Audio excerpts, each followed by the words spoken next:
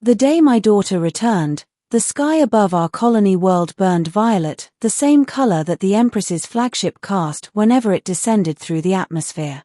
Even from a distance, the light shimmered across the ridges of the copper hills, spreading out like a warning to every living being below. But I wasn't thinking of the Empress that morning. I was thinking of Mara, my daughter who, for nearly a decade, had wandered the galaxy in search of purpose, healing, and a life beyond the sterile diagnosis that had broken her spirit. Mara had always wanted to be a mother. It was her dream as a girl, her every doll cradled as if it were real. Then illness came, cells that refused to divide, organs that refused to cooperate, a future that refused to open. The doctors said she would never conceive, never carry, never experience pregnancy. And she accepted it outwardly, but inside, she shattered. So when she returned home that morning, walking up the dusty trail toward our homestead with the twin suns rising behind her, I already felt like I was dreaming. But the true dream, the impossible, terrifying, beautiful dream was what she carried. 2 children, one on each hip. A boy with silver-flecked eyes. A girl whose skin glowed faintly in the sunlight. I froze, the tools in my hand falling into the dirt. "Mara," I whispered, my throat tightening. What have you done?" She smiled, but it was a fragile smile, trembling at the edges. "I didn't steal them, Mom. They're mine." "Yours." The word stuck like a thorn. "Mara, you couldn't have children." "I know." She swallowed hard. "But I did." Before I could speak again, the sky darkened. The violet glow intensified until shadows stretched unnaturally far across the ground. A rumble shook the air. They were coming. She was coming. The Alien Empress of the Varan Dominion, the most feared, most revered being in this quadrant of the galaxy. And somehow, she already knew. Chapter 1: The Return. The landing tremor nearly knocked me off my feet. A massive vessel descended onto the plain beyond our house, its crystalline hull refracting the suns. The children clung to Mara's legs, unafraid, which frightened me even more. Mara stepped closer to me. "Mom, she's coming for them." "Them?" My voice cracked. "Who is their father?" But Mara only looked away. The flagship's ramp unfolded like the wing of a giant beetle, revealing the tall, imposing figure of Empress Sterile, her deep violet robes flowing like mist, her silver crown shimmering with embedded stardust. Her eyes glowed with an inner radiance, an otherworldly sharpness that pierced flesh and soul alike. The legends said she saw all truths. Lies withered under her gaze. Secrets died. But when she reached us, when she looked at the children, her expression changed. The Empress stopped walking. Completely. Her breath caught. Her pupils tightened like collapsing stars. For the first time in known history, the Empress went silent. "Mara," her voice trembled. Trembled. "Where did you get them?" Mara held her children closer. "I told you. They're mine." "That is impossible," the Empress whispered. "No human womb can carry Varan lineage. The physiology, your species, your body should have rejected them." My breath hitched. So that was the secret. The children were part Varan, part alien, part Empress. Mara looked the Empress in the eye. And yet here they are. The Empress knelt, something no emperor, no ruler, no Varan royal had ever done before another species. She touched the boy's cheek gently, her hand shaking. "He has the Lythrian mark," she murmured. Then she touched the girl's hand. "And she carries the pulse glow." She closed her eyes, exhaling shakily. "These are royal traits. These are my bloodline." Chapter 2: Secrets Revealed. "Explain," the Empress demanded, though not cruelly, not even coldly. Her voice was filled with something else. Fear. Awe. Hope. Mara set the children down. They toddled into the long grass, chasing each other, unaware of the tension in the air. After I left home, Mara began, I joined a diplomatic crew that traveled through Varin space. I learned your language, your customs, and I met someone.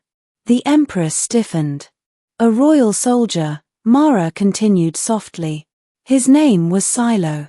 The Empress inhaled sharply. My son. I nearly fell to my knees. Mara had been with the prince, the heir of the Dominion, and now she stood before the Empress with her grandchildren. Mara's voice cracked. Silo didn't know, couldn't know. He died in the Orion collapse. Before I even realized I was pregnant. The Empress slowly closed her eyes. A single tear slid down her cheek, violet and shimmering like liquid crystal. You carry the last piece of him, she whispered. You carry what I lost. I finally found my voice. But Mara is human. She was sterile. How? The Empress turned to me. The Varin do not reproduce as humans do. Fertility in our species is shared, chosen, a connection of energy. She placed a hand over Mara's heart. Your daughter was not sterile. She simply had never bonded with a life force powerful enough to awaken her core. Mara trembled, tears spilling freely. Then why does everyone say humans can't? They can't, the Empress answered. Not with ordinary Varin. Only with royalty. The truth hit like a storm. Silo had awakened something inside Mara, something that made what everyone believed impossible, possible. The Empress stepped closer, looking at the children again. They are heirs to the Dominion. And because of that, she paused. I must take them. My blood ran cold. Mara gasped. No, I growled before she could speak. You will not take her children from her. The Empress didn't raise her voice. She didn't threaten. She simply looked at me with a sadness older than my world itself. To keep them here is to sentence them to death, she said. Chapter 3: The Threat. The Empress motioned toward the sky.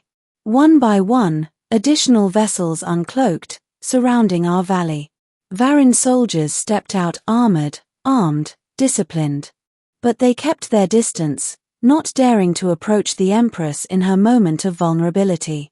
These children carry royal energy signatures, she said, her tone grave. Every clan, every house, every rival faction will hunt them. Some will want to use them. Others will want to destroy them. I shuddered. We can protect them, Mara insisted. No, the Empress replied gently. You cannot. She paused, looking at the horizon as if seeing war unfold in visions only she understood. But I can. The Empress extended a hand toward the children, toward Mara, toward all of us. You may come with them, she said. To the capital. To the royal citadel. They will be safe there. Mara hesitated. Every fiber of her being seemed torn between motherhood, fear, and the unbelievable truth of what she had brought into the universe. Finally, she whispered, and if I refuse? The Empress's eyes softened. You are their mother.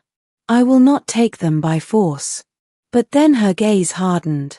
Yet understand this, refusal means death will follow you everywhere. Human authorities will not protect you. No one will. The ground vibrated again. A sign of approaching danger. Not from the Empress, but from others. Chapter 4: The Attack. A blast tore through the sky, a rogue ship firing on the Empress's forces. The attack came swift and merciless.